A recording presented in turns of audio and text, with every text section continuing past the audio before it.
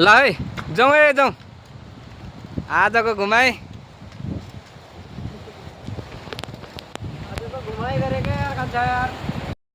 आजको घुमघाम चाहिँ एकदम रमाइलो भएको थियो।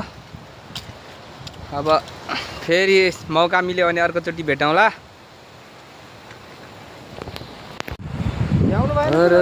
आज घुम्यो यहाँ वरिपरि। कस्तो भयो कान्छा आज घुमाइ? एकदम राम्रो दाइ। 12 ठिक थियो? ल ठिक छ।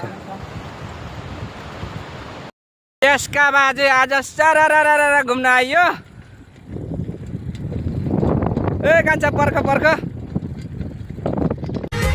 हावा सँगै सरर सरर सरर उड्यो मन